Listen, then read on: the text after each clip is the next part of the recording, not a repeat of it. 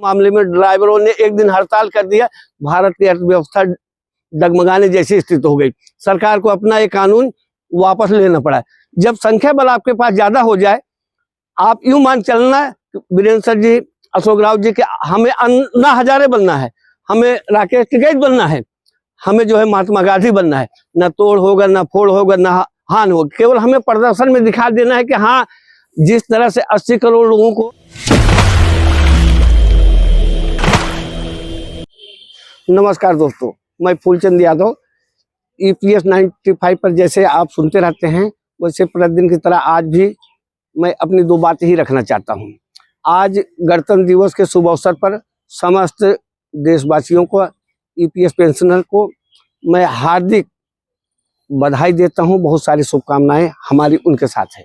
मित्रों, जैसे आपको पता है कि मनोज स्वराजी जी 2-3 दिनों से आपको बराबर अपडेट बता रहे हैं कि यह आने वाले समय में 31 जनवरी का जो धरना प्रदर्शन होगा, किस तरह से होगा, वो बड़े ओजस्वी या तेजस्वी शब्दों में आपको प्रेरित कर रहे हैं, आपकी भावनाओं को, सोई हुई भावनाओं को जगा रहे हैं।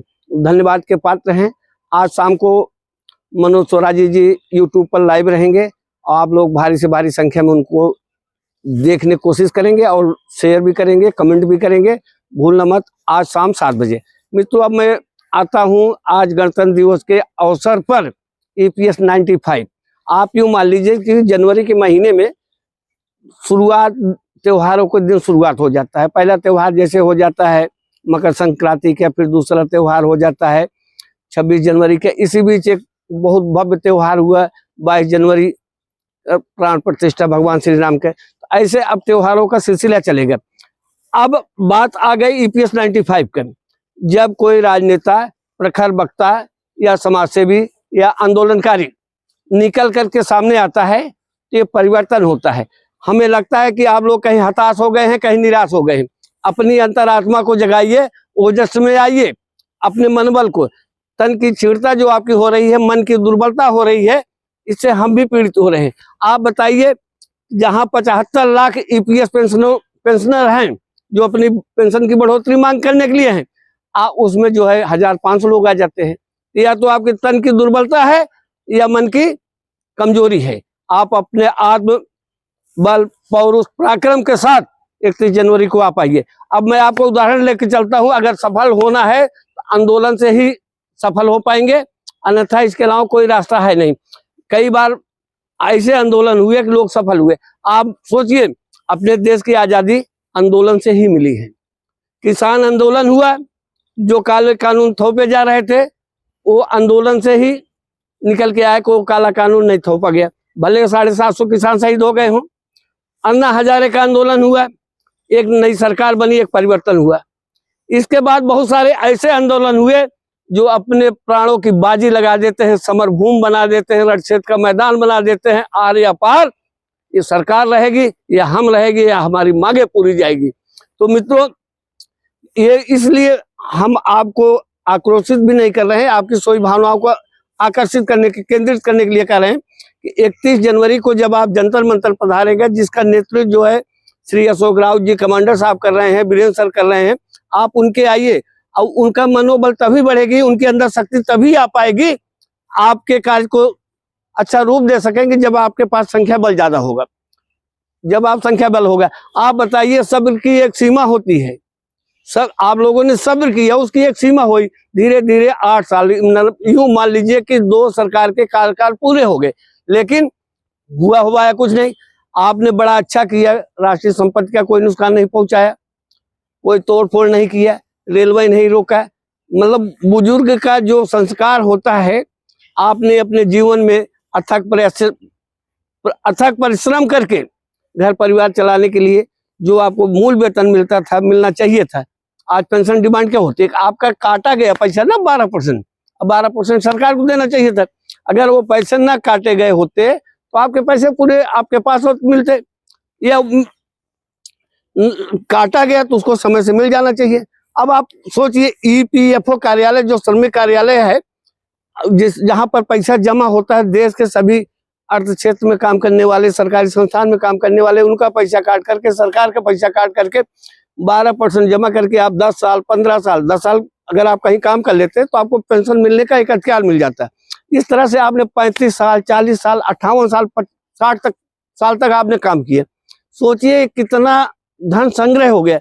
75 लाख जो है लोग पीड़ित हैं इस देश में, जो पेंशन के चाहने वाले लोग हैं, कि अगर 75 से 10 लोगों को जुड़ा किया जाए कि वो 3 को समझा ले, वो 3 को समझा ले, वो 3 को समझा ले ना, तो सरकार के सामने एक समस्या पैदा कर देंगे ना। जहां हमारे संस्कारों में है कि हम बड़े बुजुर्ग हैं और हमारे बच्चे हैं और हमारे रिश्तेदार हैं, हम सब हैं, सब आश्रित तो बुजुर्ग के ऊपर हो जाते हैं ना। घर का मुखिया जो बुजुर्ग होता है वही देश के प्रधानमंत्री के जैसे हो जाता है, उस घर का वो प्रधानमंत्री हो जाता है कि उसे कैसे रक्षा बजट को चलाना है, कैसे परिवार को चलाना है, कैसे कृषि कार्य को चलाना है, कैसे अन्य कार्य को चलाना है। इसमें काफी व्यय का खर्चा होता है।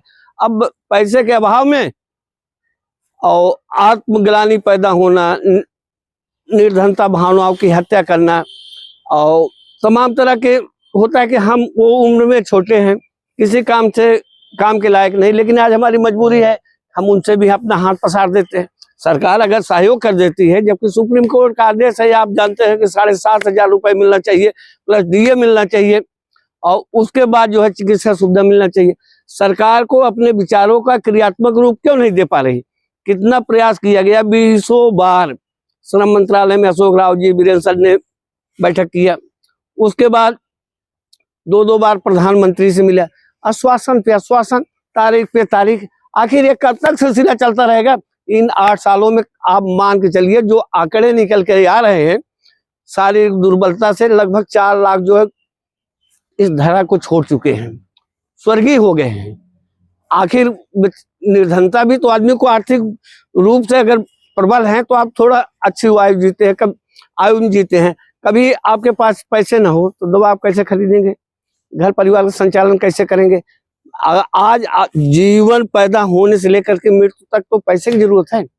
आप बताइए, बच्चा जब इस धरती पे आता है तो उसको टेटनस का इंजेक्शन भी लगवाना है, वो तमाम सारी चीजें हो गए। अंतिम समय संस्कार में भी आप 2,500-3 हजार रुपए अंतिम संस्कार में भी खर्चे आ जाते हैं ना।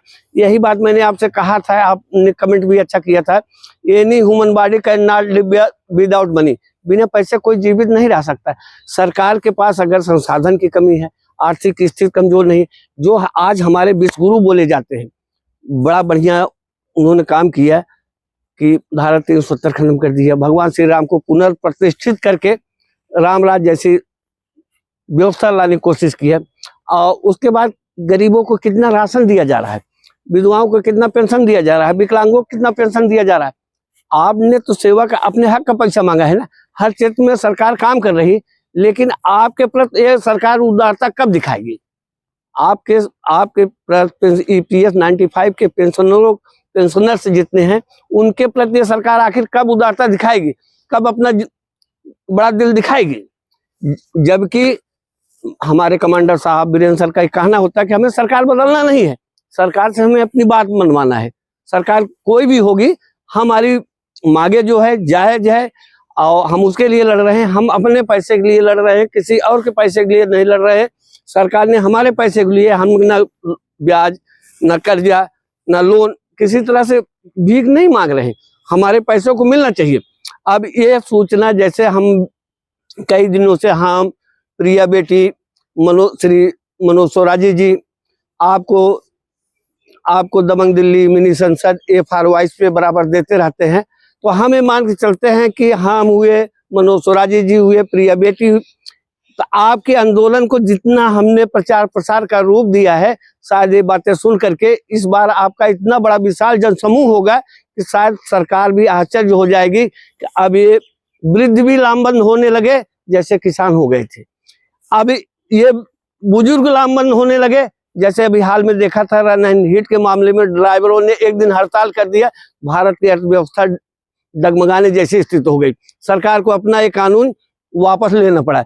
जब संख्या बल आपके पास ज्यादा हो जाए, आप यूं मान चलना, वीरेंद्र सर जी, अशोक राव जी के हमें अन्ना हजारे बनना है, हमें राकेश टिकैत बनना है, हमें जो है महात्मा गांधी बनना है। ना तोड़ होगा, ना फोड़ होगा, ना हान होगा, केवल हमें प्रदर्शन में दिखा देना है कि हाँ, जिस तरह से 80 करोड़ लोगों को 80 करोड़ कितना 80 करोड़ लोगों को सरकार राशन दे रही है, ये तो 75 लाख पेंशनरों की बात है भाई।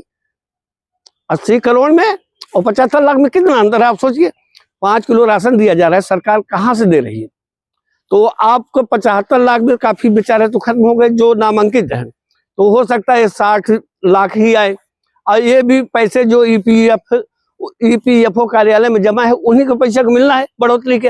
अब आपको किसी 1100, 1500, 1800, 2000, 3000 पेंशन मिल रही है, तो ये तो ऊँट के मुंह में जीरा जैसे हो जाता है।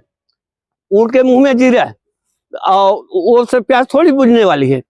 अब इसलिए कि अपने पैसे दे दीजिए। जीवन कितने दिन शेष बचे हैं जो पेंशन डिमांड कर रहे हैं, अगर कैलकुलेशन किया जाए, उनको देख करके आयु लगाया जाए, लगभग वो 60 साल 65 साल के हो गए हैं। एक आदमी का अनुमानित 80 साल 100 बात होती, थोड़े दिन आपको देना है। और एक खबर सुनाओ सरकार की, जो ओपीएस राजस्थान में चलाया जा रहा था, वो भी पेंशन 3 पेंशन के लिए भारत में लड़ाई है इस समय।